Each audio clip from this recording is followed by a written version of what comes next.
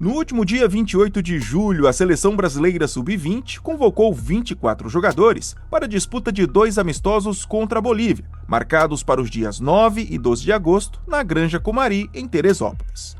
Os confrontos fazem parte da preparação da equipe comandada pelo técnico Paulo Vitor para o Sul-Americano Sub-20, previsto para janeiro de 2027, e representam mais uma etapa do novo ciclo de observação de talentos do futebol brasileiro. Toda convocação de base sempre gera aquela expectativa. Quais desses jogadores vão chegar à seleção brasileira principal? E quem vai acabar construindo carreira bem longe dos grandes centros? Pensando nisso, o Gol de Canela resolveu fazer mais um vídeo no melhor estilo do canal. Vamos conhecer alguns jogadores que passaram pela seleção brasileira sub-20 que atualmente defendem clubes de mercados alternativos.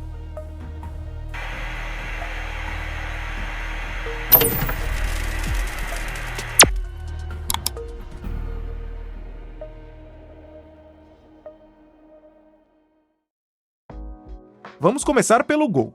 Nascido em Salvador, Kaique chamou a atenção desde muito jovem, principalmente pela sua altura. Com quase 2 metros, o goleiro foi formado nas categorias de base do Vitória e começou a ganhar oportunidades no time profissional ainda em 2016. Nesse mesmo período, conquistou espaço na Seleção Brasileira Sub-20 e acabou sendo convocado para alguns amistosos e também para a disputa do Sul-Americano da categoria. Ao todo, Kaique fez um total de 6 jogos com a camisa do Brasil. Ele fez parte de uma geração que contava com nomes como Richarlison, David Neres, Douglas Luiz, Guilherme Arana e Gabriel Magalhães. Mesmo com tantos jogadores que depois chegariam à elite do futebol mundial, o Brasil terminou o torneio apenas na 5ª colocação no Sul-Americano e ficou de fora do Mundial Sub-20 daquele ano. No Vitória, Kaique permaneceu vinculado até 2022, embora tenha passado por diferentes empréstimos. Depois, após uma boa passagem com a camisa do Ipiranga de Erechim, foi parar no Grêmio. Kaique permaneceu no Clube Gaúcho até o começo de 2025 e fez parte do grupo campeão estadual de 2024. Na sequência, passou pelo Criciúma e decidiu iniciar uma nova etapa fora do Brasil. Em agosto de 2025, assinou com o Nha Dinh, do Vietnã. Um ano depois, já com 28 anos, Kaique foi anunciado pelo Uthai Thani, clube da primeira divisão da Tailândia. O goleiro assinou contrato válido até junho de 2027 e vai viver no futebol tailandês sua 4ª experiência fora do Brasil. O próximo nome da lista também esteve no Sul-Americano Sub-20 de 2017. O atacante Giovani é cria da base do Corinthians e começou a trajetória profissional muito cedo. Antes mesmo de completar 19 anos, já havia defendido Lemense, Guaratinguetá e Atlético Paranaense. Foi vestindo a camisa do Furacão que o atacante ganhou espaço na seleção brasileira sub-20. Giovani participou de 6 partidas do Sul-Americano sub-17, geralmente entrando durante os jogos, para atuar pelos lados do ataque. Assim como Kaique, dividiu o elenco com jogadores que mais tarde chegariam à seleção brasileira principal. No futebol brasileiro, Giovani construiu uma carreira bastante movimentada. Além do Atlético, passou por Paraná, Goiás, Guarani, Náutico e Santo André. A grande mudança aconteceu em 2022, quando o atacante decidiu deixar o país para defender o Lokomotiv Plovdiv da Bulgária. Foi justamente no futebol búlgaro que Giovani viveu um dos melhores momentos da carreira, marcando 15 gols em 50 partidas. O desempenho chamou a atenção do Guangxi, da 2ª divisão chinesa, que o contratou no início de 2024. Um ano depois voltou ao Brasil para defender o Juventude, e em 2026 retornou para a 2ª divisão da China, agora para defender o Yanbian Langying. Aos 28 anos, o atacante soma pelo novo clube até agora 7 gols e 2 assistências em 14 jogos oficiais. Talvez nenhum jogador dessa lista tenha acumulado tantas expectativas nas categorias de base quanto Daniel Cabral.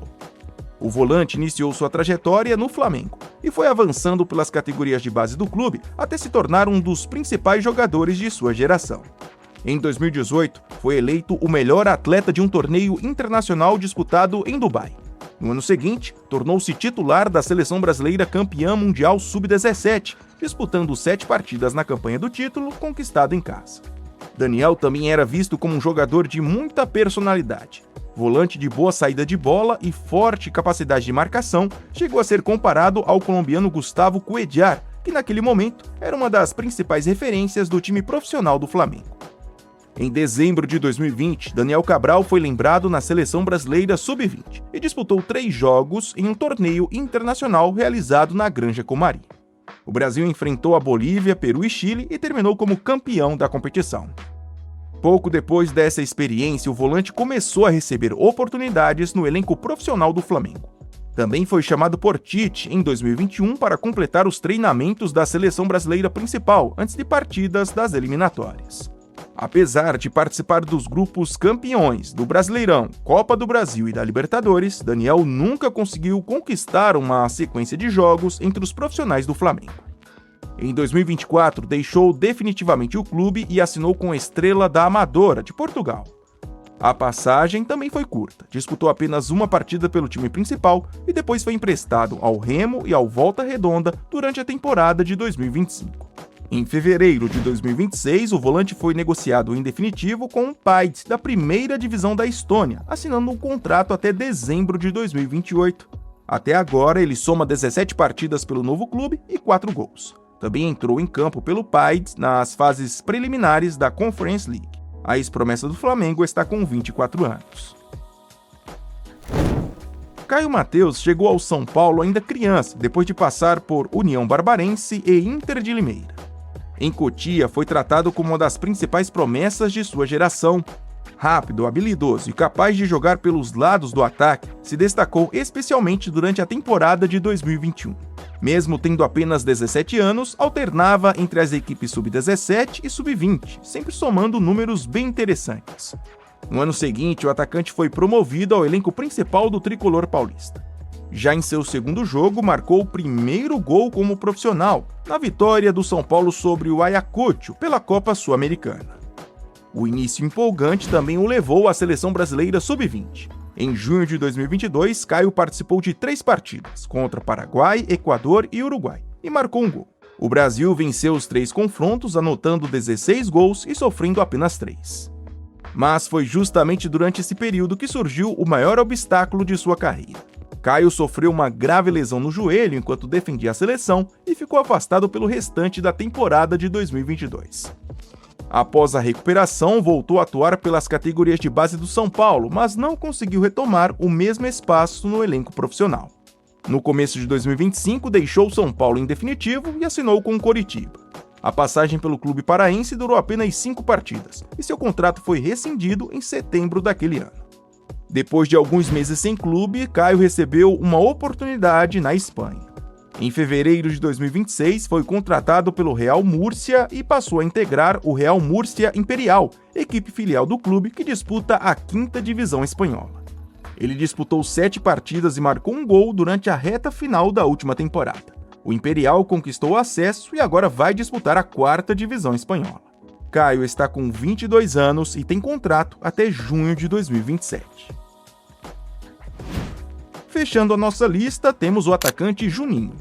Nascido em Assis, no interior de São Paulo, Juninho chegou às categorias de base do Atlético Paranaense em 2017. Canhoto, começou atuando como volante, mas também foi utilizado como meia e jogador de lado de campo. Em 2020, foi um dos destaques da equipe sub-17 do Furacão, que chegou à final do Campeonato Brasileiro da categoria. O desempenho lhe rendeu convocações para as seleções brasileiras de base e a renovação de seu contrato com o Atlético até 2026. Com apenas 18 anos, Juninho já começou a treinar no elenco principal e foi inscrito na Copa Sul-Americana de 2021.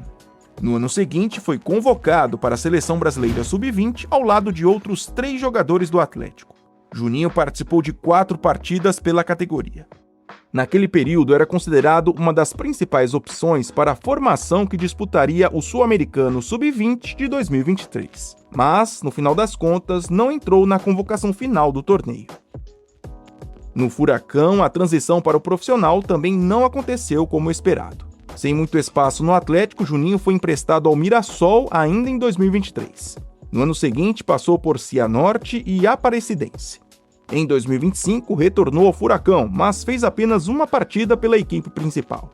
Foi então que no segundo semestre daquele ano, resolveu seguir um caminho bem diferente e assinou com o İmişli, equipe recém-chegada à 1ª divisão do Azerbaijão. No novo país, Juninho passou a atuar com mais frequência pelo lado direito do ataque, aproveitando a versatilidade e o fato de ser canhoto. Em sua primeira temporada, disputou 23 partidas pelo Campeonato Nacional, marcou 2 gols e deu 4 assistências. Foi a maior sequência do jogador desde que deixou as categorias de base do Atlético. Aos 23 anos, Juninho tem contrato com o clube até junho de 2027.